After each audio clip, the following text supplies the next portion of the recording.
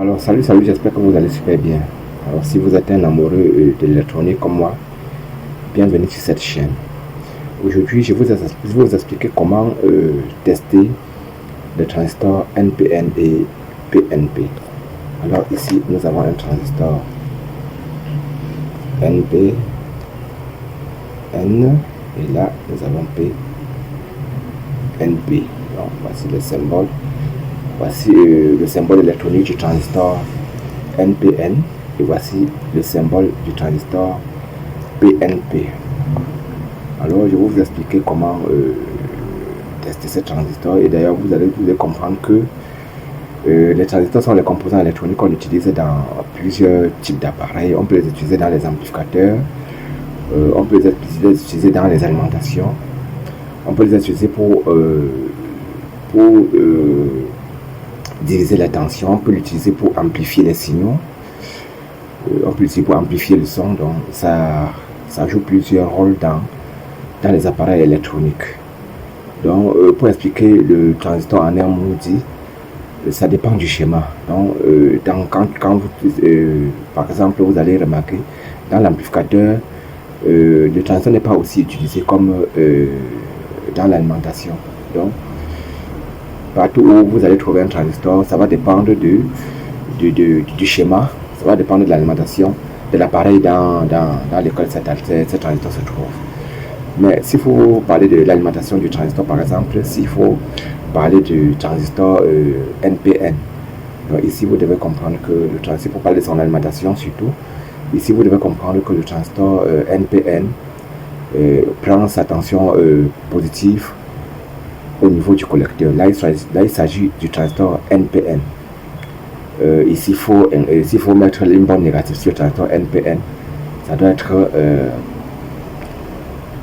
à l'émetteur. Donc vous voyez que ici s'il faut l'alimenter, donc un peu comme dans les amplificateurs, vous allez plutôt remarquer que le transistor est alimenté, le transistor NPN est alimenté au collecteur et le son sort plutôt à l'émetteur. Mais dans un autre schéma, vous allez plutôt voir que on alimente le transistor NPN. S'il faut peut-être l'utiliser comme diviseur de tension, on va envoyer la tension au collecteur, et il y a un schéma, il y a un schéma qui doit être fait au niveau, puis un montage qui doit être fait au niveau de la base, et vous allez avoir une tension de sortie calculée à la base. On va calculer la tension à la base et vous allez avoir une autre tension qui va sortir à l'émetteur. Donc la tension sur l'émetteur selon le calcul fait au niveau de la base. Donc ça c'est ce qui est du transistor. Et le transistor PNP, ici le transistor PNP, c'est toujours la même utilisation. On peut les trouver partout dans beaucoup d'appareils. Et ici, s'il faut parler de son alimentation, le transistor PNP est plutôt alimenté au niveau de la bande positive, entre plutôt au collecteur. La bande positive entre plutôt à l'émetteur, excusez-moi, la bande positive entre plutôt à l'émetteur. Vous allez remarquer que si on l'utilise par exemple pour conduire une tension, la bande positive va entrer à l'émetteur et vous allez avoir plutôt la sortie.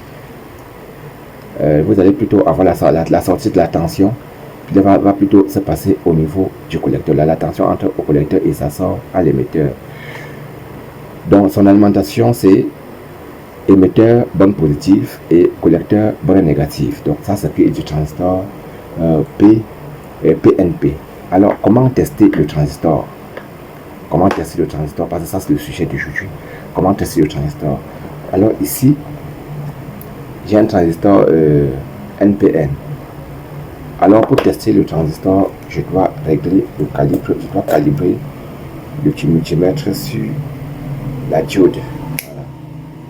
On doit calibrer le multimètre sur la diode. C'est après que je vais vous montrer une autre méthode. Voici le symbole de la diode. Alors on doit calibrer le multimètre sur la diode. Quand on calibre le multimètre sur la diode, alors ici nous avons affaire à un transistor NPN. Là, pour arrêter le transistor, si vous voulez arrêter le transistor en main, ceci est costaud, vous pouvez même déposer, mais il y a les petits transistors que vous allez déposer en main. En effet, ici, vous vous montrez une fois comment vous pouvez arrêter le transistor en main et le tester. Vous l'arrêtez, voilà. Voilà comment vous allez arrêter le transistor et vous allez mettre le transistor comme ça. Donc ça c'est pour créer, comme pour arrêter, vous allez arrêter comme ça. Voilà. Voici. Alors notre multimètre est déjà calibré. Voici un transistor NPN. Donc c'est 5200. C 5200. Donc les transistors C sont généralement les transistors NPN. Donc vous allez arrêter comme ça. Voilà. Voilà comment j'ai arrêté. J'arrête comme ça. Voilà. Vous pouvez regarder le multimètre. Ça va passer comme la diode. Voilà. Bien le multimètre. Voilà. Vous voyez que ça passe comme la diode. Voilà. Ça passe comme diode. Donc ici, la base est comme le point commun. Donc maintenant, les deux autres passent comme la diode. Là, il s'agit d'un transistor. Il s'agit ici d'un transistor NPN. Donc, vous mettez le rouge à la base. Si vous arrêtez sur ce sens-ci, vous mettez le rouge ici au niveau de la base. Parce que quand vous arrêtez comme ça, ça veut dire que c'est la base ici. Voilà la base. Donc, si vous tournez le transistor, vous allez avoir la base plutôt ailleurs. Mais ici, je vous explique comment moi-même je teste. Donc, voilà comment j'ai arrêté. Vous voyez que j'ai pincé le transistor et avec ses doigts, j'appuie la sonde du multimètre sur la base. Là maintenant, nous testons. Vous voyez comment ça passe. Donc, je pince entre les doigts et avec les autres doigts-ci, j'appuie sur la base. Donc, vous voyez comment ça passe. Ça, c'est le point commun. La base est le point commun et les autres passent comme les diodes. Voilà. Passons un peu sale. Voilà. Voilà comment ça passe. La partie du milieu qui est le collecteur et l'émetteur de côté. Bon. Voilà.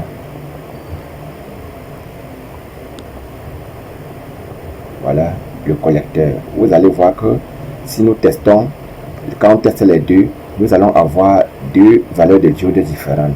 Ici, nous avons 513 et là, nous avons 515. Donc, dans les transistors, vous allez voir la valeur de la diode entre la base et le collecteur est plus faible qu'entre la base et l'émetteur.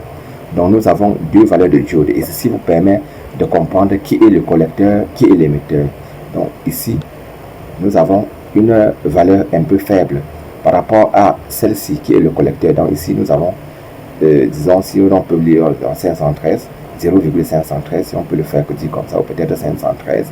Et là, nous avons 515. Donc, les valeurs sont différentes. Donc, dans les transistors, la valeur de la diode entre la base et le collecteur est toujours inférieure par rapport à la valeur de la diode entre la base et l'émetteur. Voilà. Les bouches sont un peu sales, c'est pourquoi ça passe comme ça. Bon, maintenant, on peut inverser pour savoir si le transistor est encore en forme. Voilà, on peut inverser. Nous pouvons inverser comme ça. On essaye maintenant autrement. Bon, si ça ne passe pas, ça veut dire que ça va. On peut aussi aller là.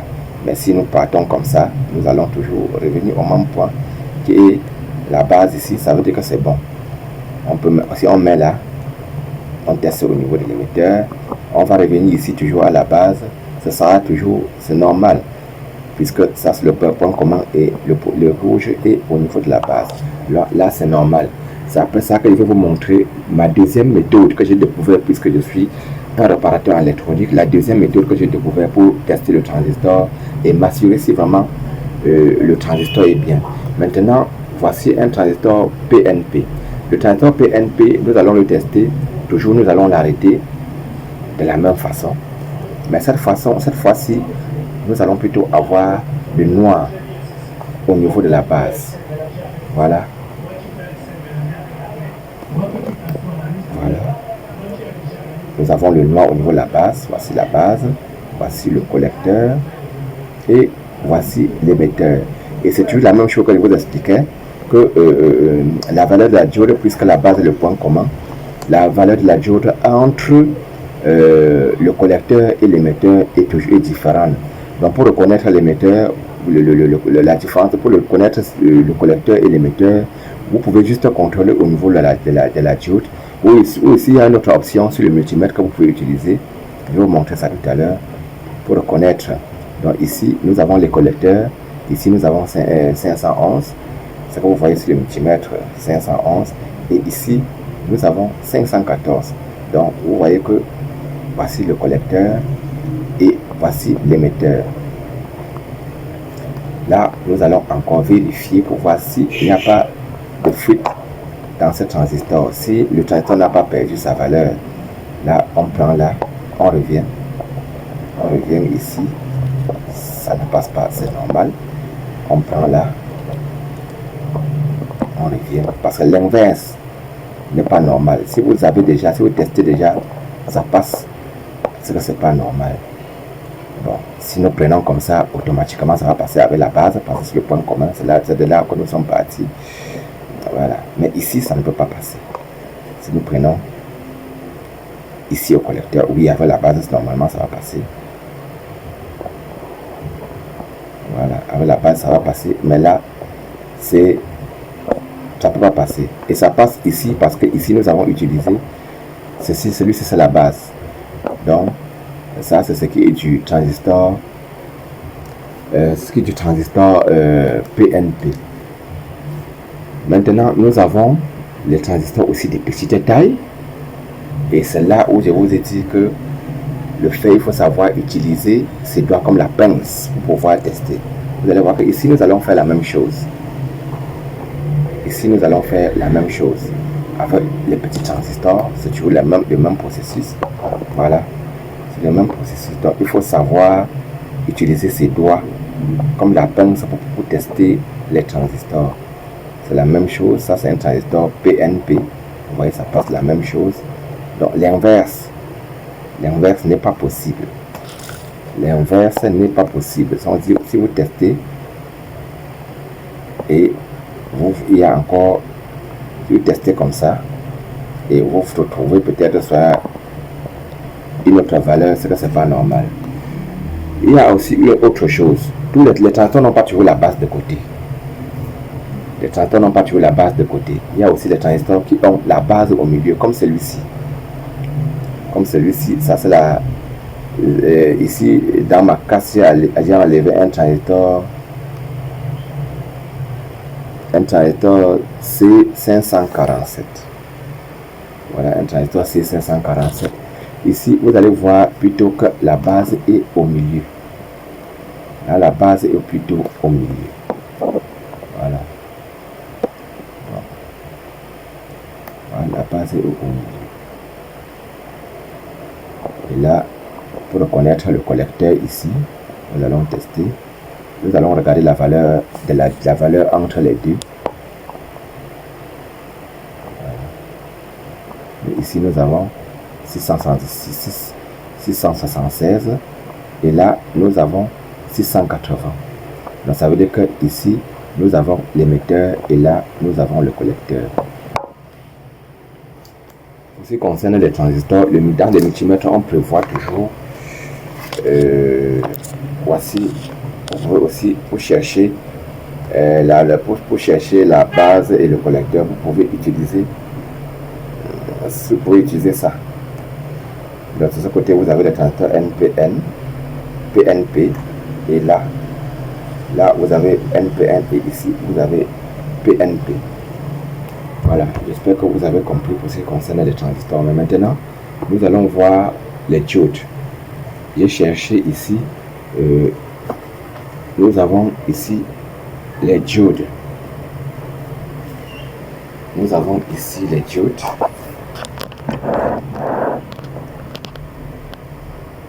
On a les diodes ici. Nous allons d'abord commencer par celui-ci. Vous savez déjà comment celui-ci fonctionne. Donc là, nous avons, vous voyez ce trait, il y a un trait, vous voyez ce trait blanc, c'est la diode. Le trait blanc comme ça, c'est la cathode. Donc voici l'anode. Et le trait blanc, c'est la cathode. Donc le trait blanc, c'est la cathode. Donc nous mettons, pour tester la diode, nous mettons le rouge à l'anode et le noir à la cathode. Vous voyez comment ça passe. Et comme le transistor aussi, l'inverse, si on tue inverse et ça passe, c'est qu'il y a un problème. Bon, ça c'est une diode rétréceur. Vous voyez que ça passe. Mais si on inverse, ça ne va plus passer. Là, ça c'est pour ce qui est des diodes. Ici, nous avons une diode qui est du 2 en 1. Cette diode, c'est 2 en 1. Donc ici, vous avez, ça c'est celle-ci sort, au secondaire des cartes d'alimentation. Donc on l'utilise pour baisser la tension de sortie au niveau des alimentations. Alors, pour tester cette diode, alors c'est simple. Ici, il y a déjà le schéma. Il y a le schéma sur la diode. Et il a mis la patte, la broche du milieu, c'est le point. La broche du milieu, c'est le point commun. La broche du milieu, c'est le point commun. Donc, là, vous pouvez tout simplement, nous allons prendre, en prenant ici au milieu, on va tester la première diode. Voilà. Nous allons tester la première diode. Je ne pense pas que vous ne voyez pas. Il faut que j'arrange le multimètre. Nous allons tester. Voici la première diode. Voici la première diode, c'est-à-dire en mettant la sonde au milieu. En mettant la sonde au milieu comme ça, c'est tout encore adapté pour que vous voyez bien. En mettant la sonde au milieu. Voilà. En mettant la sonde au milieu. Comme vous voyez là, on a une diode et on a une autre diode. Bon, là, nous avons une diode et nous avons une autre diode.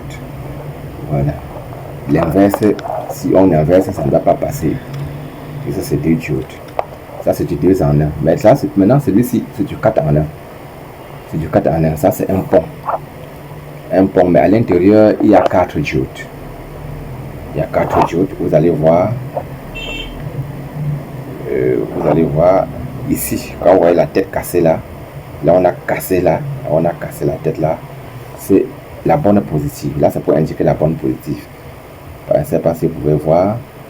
Les écritures, c'est un peu flou, c'est pas trop clair.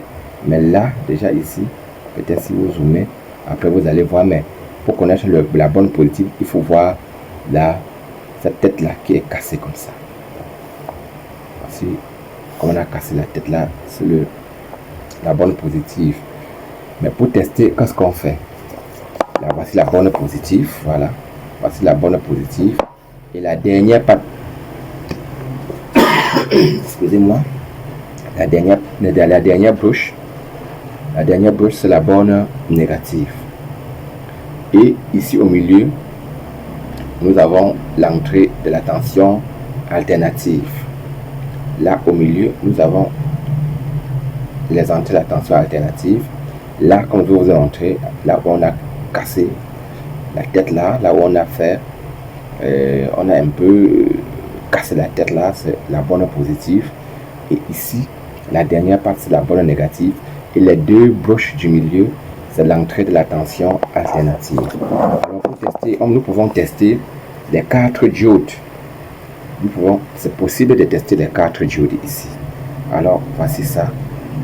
Voilà la tête qui est fendue. Il suffit tout simplement de venir ici sur plus. Sur plus, voilà, vous voyez plus. On contrôle 2 diodes. On va contrôler les 2 diodes. Voilà. Nous allons contrôler les 2 diodes. Ici, vous voyez, première diode et deuxième diode. Voilà. Voilà la première. Donc, maintenant en mettant le noir sur le plus, nous allons contrôler les 2 diodes qui sont liés, les 2 diodes qui amènent le positif, les 2 diodes qui redressent le courant positif pour envoyer sur cette broche. Donc là, nous allons contrôler, nous aurons la première diode et là, nous aurons la deuxième diode. Je ne sais pas si vous voyez bien. Là, nous avons première diode et là, nous avons la deuxième diode. Si on inverse, alors en inversant, vous voyez que ça ne passe pas. En mettant comme ça, vous voyez que ça passe. On contrôle la plupart. C'est 4 diodes qui est à l'intérieur. On a 4 diodes ici à l'intérieur. Donc après, on a une première diode, on a une deuxième diode. Maintenant, il faut contrôler, il faut maintenant contrôler les 4 autres diodes. Nous allons venir mettre le positif ici. Le positif ici sur le négatif, sur B-, parce que c'est bien écrit sur ça, B-. Je ne sais pas si vous pouvez voir. B- c'est ici, B- c'est ici et B+ c'est ici. Donc nous allons mettre maintenant le positif ici sur B- et nous allons contrôler les 2 autres diodes puisque nous avons déjà contrôlé 2 diodes. Donc nous allons contrôler comme ça. Voilà, vous voyez, première diode et deuxième diode. Donc voilà la première diode, voilà la deuxième diode qui passe. Et si on inverse là, déjà, vous voyez que ça ne peut pas passer. Voilà. Et un autre secret, comme je vous parlais du transistor, puisque je vous ai dit que je suis un maintenancier. Et avec le temps, j'ai compris qu'en testant le transistor, rien que sur le calibre de la diode, on peut commettre beaucoup d'erreurs. Surtout quand il s'agit d'un appareil, surtout quand cet appareil sort, quand cet transistor sort dans un appareil qui a peut-être été frappé par la foudre ou peut-être par un problème par un mauvais courant. Là, c'est trop compliqué. Ici, quand je contrôle ce genre de transistor, je ne m'arrête pas seulement à la diode. Puis bien sûr, je vais régler sur la diode pour tester. Mais ça, c'est le premier test. Voilà. Je vais mettre sur la diode comme ça pour tester.